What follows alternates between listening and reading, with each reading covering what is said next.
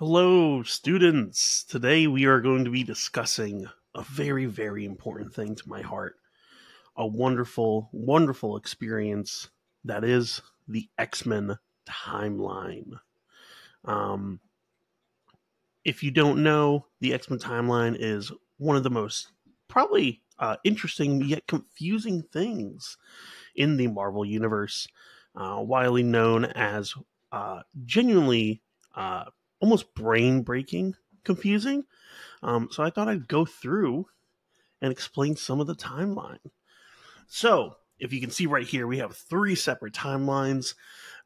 When they diverge is not necessarily exactly known, but we have a general idea.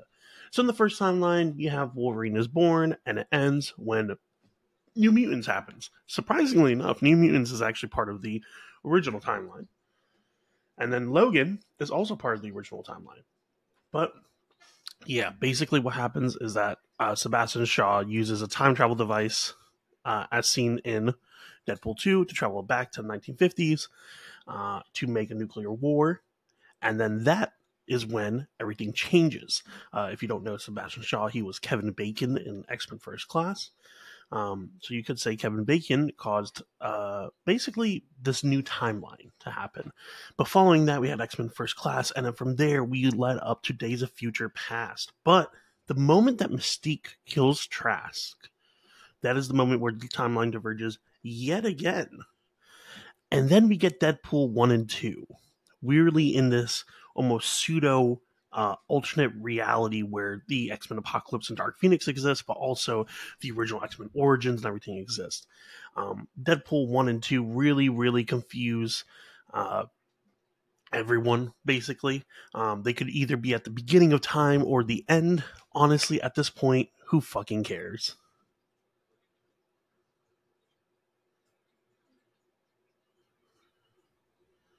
Sorry, could you explain that again?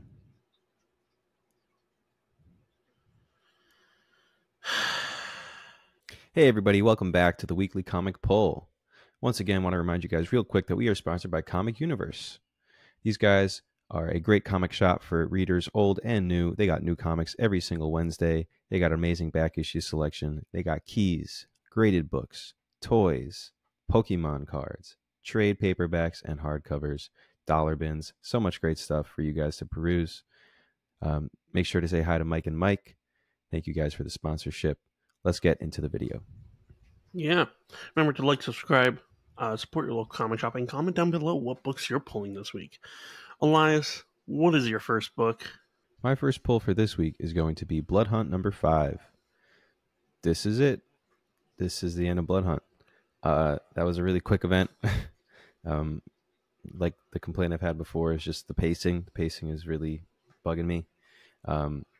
But last issue was definitely my favorite.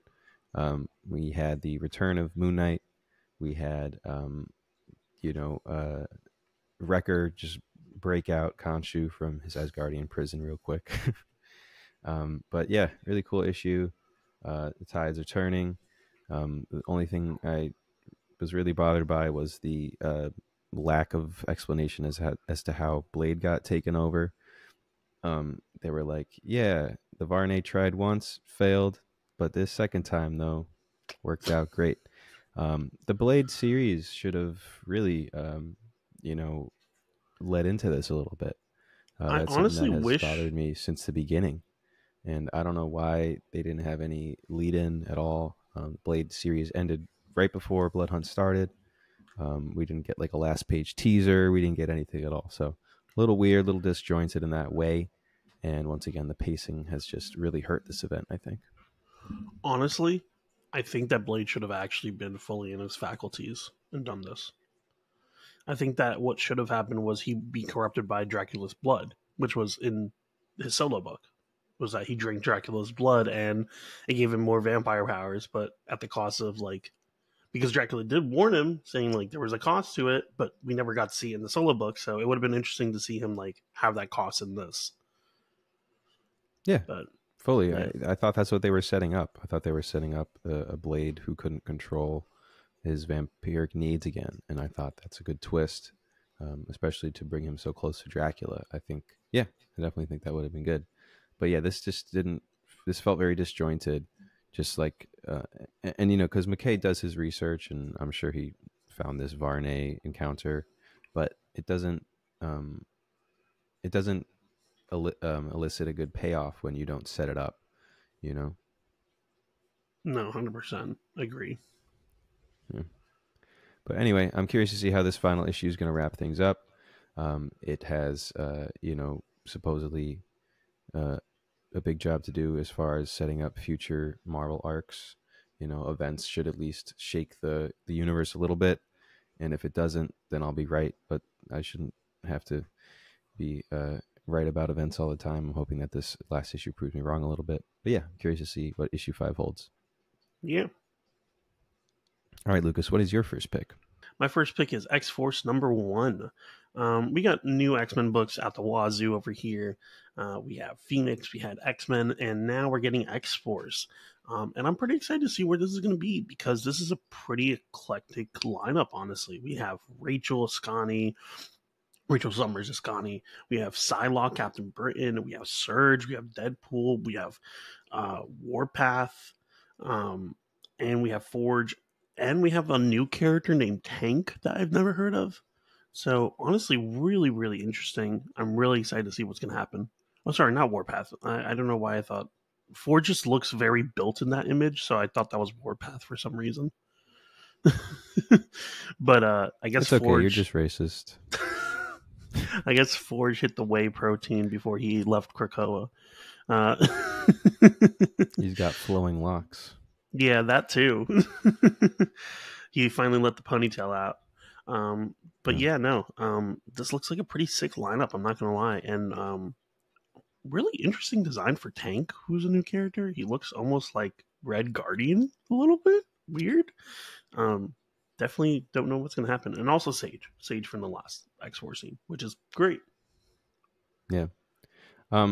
This is a strange creative team. They're kind of giving someone who hasn't had a lot of work some work. Jeffrey Thorne being the writer on this.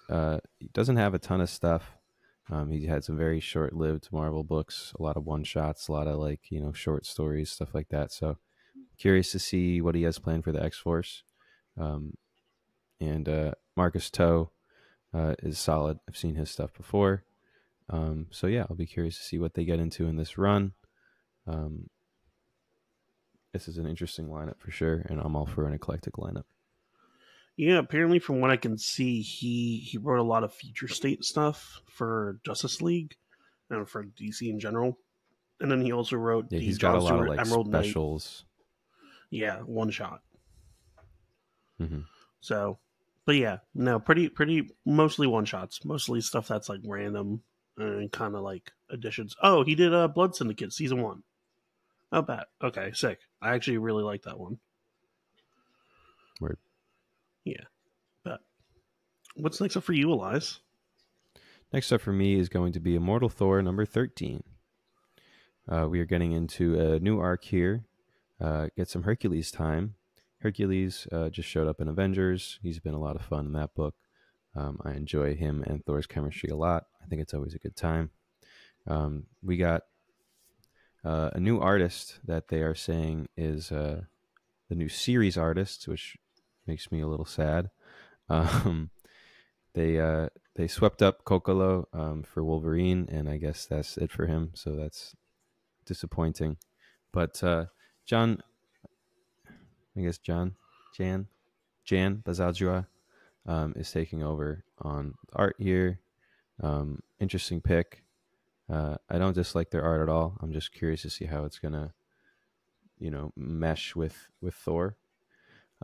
We got a new arc, and we got the weapon extraction bonus stories starting in the back of a lot of Marvel books. And yeah, curious to see what this issue is. Weapon extraction. Can't wait to collect them all. Are they tacking an extra $1 onto the end of each book? I don't think so. No. I think for once they're not. They're not. Yeah. Yeah, Just a general question: who do you think is stronger, like physically stronger, Hercules or Thor? Physically stronger. I mean, I think Hercules works harder on his physique. I think Thor takes his for granted, you know. Hmm. But Interesting. I think Thor is probably realistically stronger. This cover definitely gives that vibe with him drinking in one hand and Yeah, arm wrestling him in the other. right. But yeah, I enjoyed the last arc. I thought it was pretty cool, making sure that the gods concepts stay alive and well. Um, Hopefully, that was because Ewing just enjoyed the gods run, enjoys Hickman's work, and he wanted to make sure that that stays present even when gods is over. But yeah, we got some in betweener stuff. We got some true Odinson family time with everybody. So it was a fun little arc, and I'm curious to see what this next arc holds. Yeah, definitely will be interesting. All right, Lucas, what's next up for you? Next up for me is Mighty Morphin Power Rangers Darkest Hour #1. This is basically going to be the finale for the at least a 2-year Power Rangers run, written by Melissa Flores. It's going to be interesting. We've basically built up the Dark Spectre, kind of taking over all the Rangers that are morphing, who don't have the white coin attached to them. Um, and so it's been pretty all over the place. Their situation, last issue we had Billy basically break the morphing grid to ensure that uh, Dark Spectre couldn't infect it, because the way he explained it basically was, if he cracks the morphing grid, those chunks can get infected, but not the entirety of the thing. Which I thought was like a very interesting, but like pretty wild plan in the lot, considering that the last time the morphing grid shattered, Dakin became a god being, and rewrote the entire universe. But still, nonetheless, very interesting. It's kind of showing that like Billy's almost like too too much in the gray area for the Rangers at this point, which will be interesting to see if that sets up him leaving the team, because he does leave after Mighty Morphin. So he doesn't join the Zeo team. He becomes a technician in the Zeo team, but that's it. But yeah, no, this series is really ramped up, and I don't know if they're going to continue the series after this. I don't know what's going to be happening. Nothing's been announced so far. So I mean, they might pull a Teenage Mutant Ninja Turtles and restart the numbering. I don't know. Cool. Yeah, I mean, it's great to see so much love poured into these characters, and really just giving them such huge growth in a format that allows for it. I think they could definitely restart. Um, work with these characters from scratch, create new Rangers if they wanted to. There's a lot of stuff that they can do with the comic book format for the Power Rangers. So it's pretty cool. Yeah. So from everything I've pulled up, it seems like they're genuinely just um, ending it. And to be honest, it Huh. feels a little bit like it's out of nowhere at times too, because it didn't feel like. I'm not saying that we weren't building up to an ending, but it definitely feels like, I don't know, there could have been more story we could have told. So like the fact that this is the last issue is kind of wild, to be honest. But Hmm. I digress. Anyway, Elias, what's next up for you? Next up for me is going to be Fantastic Four number 22. More amazing Ross covers from this Blood Hunt era between Doctor Strange, FF. And this is a fun Reed and Alicia team up. We're getting all the combinations, like I've talked about on the channel before. Reed and Alicia are working together very well. It's a really fun pairing. And while the discrepancy of where the FF was when Blood Hunt started between the Free Comic Book Day book and Blood Hunt #1 and the FF book, that aside, this is a really fun story of Alicia and Reed trying to help people out in New York when the sun gets blocked out. The Yeah, vampires are giving them a hard time, and Reed is really stretching himself to see how much he can do, and he's really testing the limits of his powers. So, yeah, this has been a fun mini arc here, and I'm excited to get into this next issue. Yeah, it's honestly been a while since we've seen Reed get to his limits in that capacity. Like, yeah, I mean, last time I can even think about the last they discussed the limit was when during Secret Wars, where the Maker confirmed that like he could stretch more than Reed. Um, but that's also because Reed has actual organs in his body in comparison to the Maker, who has an amoeba. Um, but yeah, no, this series has been great. This little mini arc has been awesome. And I'm excited to see what's going to happen because right now they're in the middle of what was it? A stadium, Madison Square Garden. Madison Square Garden, and all the lights just went out. Yeah, the vampires were like, "We know where the electricity is." Which, I mean, smart plan, but be honest. Someone in the comments on League says, "Wonder if Mr. Fantastic's going to pull in Adventure Time, like in the zombie episode, how Jake had to keep stretching himself so the infection didn't fully reach him." Honestly, that was a very, very good episode. Yeah, that would be really funny if they did that. Yeah, I mean, Rita's been doing some pretty crazy shit. Would they even be able to bite through his skin though? That's really the question. Well, that's the thing, right? And that's kind of what they're playing with on the cover here. Is like they shouldn't be able to, but if enough of them make a group effort, maybe there's an argument to be made. But we'll see. All it needs is one tooth to get through. Mm-hmm. But yeah, this is the last issue of their little Blood Hunt tie-in, and then we're back to regular business. But Ryan North doesn't fail to make this feel like an inventive FF book, even when there's an event going on. Yeah, no, Ryan North killing it. Yep. All right, Lucas, what's next up for you? Also, Ryan North wrote the Adventure Time comics, so honestly, that wouldn't make sense, the whole vampire thing. I forgot. That's funny. Yeah. Next up for me is Spider-Gwen, the Ghost Spider #3. I've actually really been liking this series. I was genuinely surprised. I really didn't think I was going to like this series, but it's honestly really great. They committed to Gwen moving to 616, and that's fine. But they did it in a way that feels interesting because all the other characters are also questioning why the fuck she's moving. Like Peter, Miles, and everyone's like, "Why are you moving here?"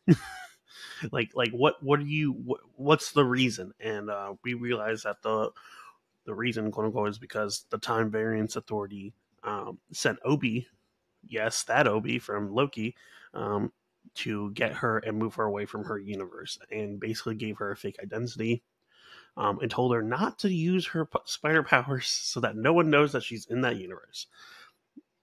Too bad that she immediately did that. It revealed herself, basically. But the first issue, we had her stabbed by what we thought was Kraven, and the second issue basically had her confronted by the spider people, Silk, Miles, and Peter, and them discussing whether or not they should trust her still and stuff like that. It was very interesting. And then we had to reveal that Chameleon is actually the one that is basically trying to screw over Gwen. He pretended to be Kraven, and then he pretended to be Peter, and now he's going to pretend to be Gwen. So it should be interesting. I'm very excited to see what's going to happen. And the fact that we're getting more Chameleon is always sick. But yeah, no, this series has been awesome. Silly Chameleon, always up to his little shenanigans. It seems like he has actual powers now. That's what I was like genuinely confused by. Okay. He was like morphing his skin, and he was saying something about like something involving ants, like how ants change their pheromones and skin color to like. So I don't know what the fuck he's doing to his own body, but pretty interesting. Okay. Interesting. Yeah, I was gonna say the last like amazing Chameleon arc for me was like Chameleon Conspiracy from the Nick Spencer Spidey run, and so it's kind of hard to top that. But at least he's not being reduced to just like, you know, masks and disguises again. If they have something actually interesting to do with him, I'm curious. Yeah, I think they actually gave him powers this time, so it should be interesting. Word. But yeah, what's next up for you, Elias? Next up for me is going to be Knights #9, our favorite indie series here on the Cosmic Panel. This is the Christmas issue. We're going through all the holidays right now. Last issue was the Halloween issue, which was a lot of fun. Some crazy twists and turns in that issue, but really amazing stuff, really amazing art. And Gray just got her head lopped off, and I was like, what the fuck? But she can't die. But she can't die now. So this bounty hunter kind of came after them and was trying to warn them about, Gray's doomsday potential, basically. And we got lots of fun, character references via Halloween costumes in this issue. We got a lot of, cool action moments, a lot of great stuff. So yeah, I'm excited to get into this next issue. The Christmas in July trope is is heavy this year, and we're gonna get some time with Vince and Gray going to NYC. At the end of the last issue, we saw Gray putting his NYU letter into the mail, basically pushing Vince to get accepted and take the stride, take the leap to go to college. Yeah. I'm interested to see if NYC is any different from like in this universe, just because some of this universe has like very unique changes. But also, Quazampus is a very funny concept. Krampus is hilarious. Kwanzaa Krampus, yeah, it's great. Yeah, so still making up some wild shit for our heroes to get into. I wonder what he does. I don't know enough about Kwanzaa to even know what would be the opposite of the tradition. It says it's just Krampus with rhythm. Oh my god, that's funny. It's just a Krampus dancing on the subway station, like with like a boombox and like a hat. It's just like one page, yeah. That's it. Yeah. Excellent series as always. Always excited to pick up another issue. Yeah, no, definitely. All right, Lucas, what is next? Next up for me is Absolute Power Task Force 7, number 3. The series has been pretty good at explaining what happened to the other heroes. It's a good like fill-in basically for everyone else. But it's definitely not necessary, which is nice. I like that it's not 100% necessary to understand the story. But basically just showing like Aquaman was captured, got depowered. In the first issue, we had Shazam captured. And we basically have Atlantis off the board. It's basically covering over the loose ends about like, oh, why aren't the Atlanteans helping? Well, the Atlanteans got wiped off the map basically by Death Charge, which is the name of the Amazo that looks like Aquaman. But yeah, no, the series has been great. This event has been really fun. All the books I've been tying into it have been really good. Green Lantern was great. Superman was great. I like how they're still consistently doing well within those stories. And yeah, I'm excited to see where it's going to go. That Green Lantern issue, I felt like it was never going to end. It was like tackling so much stuff, so many areas. It was wild. In a great way, though. It was amazing. It was a build-up to everything that we wanted. That's so where good. we got, the Alan Scott and JSA check-in, basically. And I'm not reading Task Force 7, so I'm glad to see that they're going to follow up on all those guys. Obsidian is a really obscure character that you never get to see anymore. Our Man. And yeah, this is definitely looks good. And these Amazos are a serious threat, and I'm not sure how they're going to be able to defeat them. Yeah, so the one thing in the Superman book that I would say is like really important was the fact that they brought up that Zatanna basically was like, hey, so we need a way to move around so that we can get people again. There's this like secret like dimension thing that we can walk through, but it's pretty dangerous. But you don't need magic to walk through it. Like you just have to be like good of heart. And so she and Superman are going to be doing that in the Superman book. So that's basically, but I like that it's not necessary for you to read those tie-ins. Like it's like, oh, here's additional information in case you want it, but it feels good that Absolute Power is like staying consistent to its main book. Yeah, I'm excited for the next issue. The next issue of Absolute Power is going to be wild. Yeah, big time. I'm very excited. I have a theory that the person that we see on Absolute Power #2 is Cyborg Superman John Kent. Ah, right. I think that would be pretty wild of a twist. Mm-hmm. But yeah, what's your final pick? They haven't done his special yet, right? No, they haven't done anything yet. They haven't touched on John at all. Okay, because I know he's got that one shot for Absolute they haven't Power at some point. Yeah, so that's what I'm thinking is like they're gonna probably set that up because they had him getting like turned into a machine by the female Brainiac. So yeah, would be interesting. Anyway, Elias, what's your final pick? My top pick for this week is Ultimate Spider-Man #7. This book has really started to heat up. Harry and Peter took the fight to Kingpin and lost Badly. But they gave it a shot. But this is a new arc now. We're starting here. What's with his finally tattoos? Get more of a tie-in with all the Ultimates characters and the greater Ultimate Universe that they've been setting up. This is the time to really make a huge statement about what the Ultimate Universe is, about what's going to happen going forward. There's a lot to still do in this universe, obviously, and the Ultimates have been giving us a countdown. So now hopefully we're going to get more of a group effort of the Ultimate Universe to really prepare for the Maker, because this is it's getting serious for sure. Yeah, no, it's going to be interesting. I can't wait to see Iron Lad and the rest of them react to each other. Yeah, it's going to be wild. I liked the last fight. I didn't think it was as good as it could have been, to be honest. I don't know. For me, it felt a little bit. It was all action, and I kind of wanted also a little bit of check-in on the other characters, but I get why we didn't do that, because obviously we had done a lot of like dialogue and stuff for the past 2 issues, so makes sense. What was with Kingpin's we still got tattoos? A lot of family time, though. Yeah. What do you think is with Kingpin's tattoos? I have a theory. I thought he said what it was. I thought he was like, these are like, not Wakandan, but what did he say? He said these are, I think it was Wakanda that he said. That's what my theory was. Okay. Then I might have read it and thought it was my theory. I was thinking it was what he said.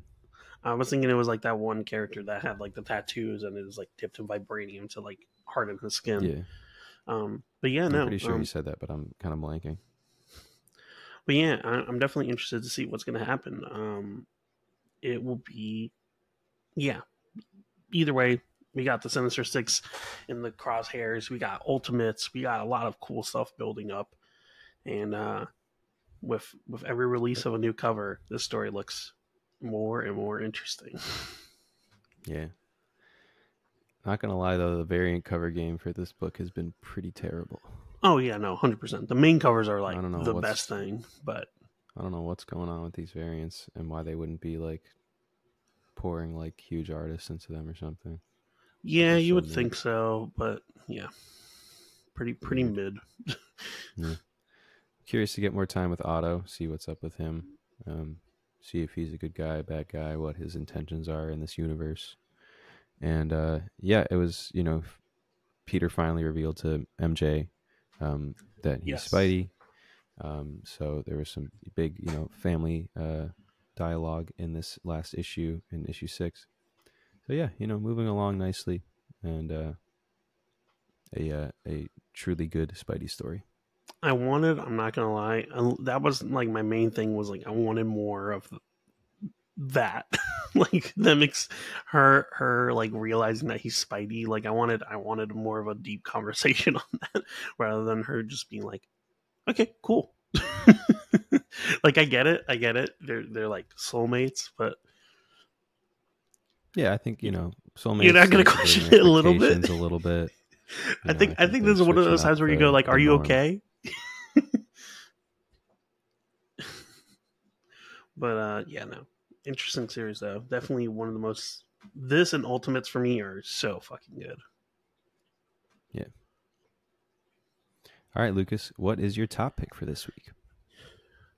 My top pick is Department of Truth, number 24. I gotta mention it. Donald Trump assassination the same month that the first new Department of Truth issue happens. Coincidence? I think not. No, I'm joking. James Tinian IV was actually the shooter. But yeah, no, this series has been great. This has been great lore explanation for Lee Harvey Oswald. Getting some information about him that surprisingly some of it's actually true. I never realized that he was like a deep Russian agent at one point. Like that's actually legit, which is wild. There's actually real Lee Harvey Oswald lore in this, and I'm like, huh. Kind of wild. But yeah, no, it's interesting. The series has been really unique. We got a show of the assassination, and then he was like, you know what, let's rewind it a little bit. You're probably wondering how I got here, blowing off the president's head. Let's rewind it a little bit and then just like bring it back. But yeah, no, this arc is a great reintroduction to the characters, because we got the characters themselves not showing in the book, but basically just the narration is like them asking questions, being like, but why didn't you think this? Or why when did this character show up? And him answering. And it's pretty unique. It's a very interesting way to explain basically these questions that we've had for a while. We finally got to learn more about the Red Woman, who basically is just someone who appears when major change is going to happen. She's not even like, she's more of an entity than anything else. And she's the one that killed JFK. Actually, so it wasn't Lee, it was actually her. She took the shot and she said, watch me, as she took the shot. So it's pretty crazy. But yeah, no, very, very wild story. The story gets more and more crazy every fucking time I read the next issue. Yeah. I see Tinian as more of a prophet. You know, I think he is just very timely and very wise in his predictions and his timing. It's just wild to me that's so funny that just happened to happen, that like coincidence of like timing. Because like we haven't had a presidential assassination in over 40 years, and then this fucking drops. Oh man. But yeah, no. But yeah, no, the series amazing. I mean, do I even need to say anything about the art? Fucking hell, like Martin Simmons. What can I even say, bro? Fucking give this man like 50 fucking Eisners. Like this man deserves it. Like give this man an art installation at a fucking museum. Yeah, facts. Give him a whole fucking exhibit. Yeah. But yeah, amazing series. I'm really excited. This is a fun week. Yeah, definitely. Well, guys, thanks for tuning in to our weekly comic pull episode for July 31st. Don't forget to comment down below what you guys are excited to read, everything we said at the beginning.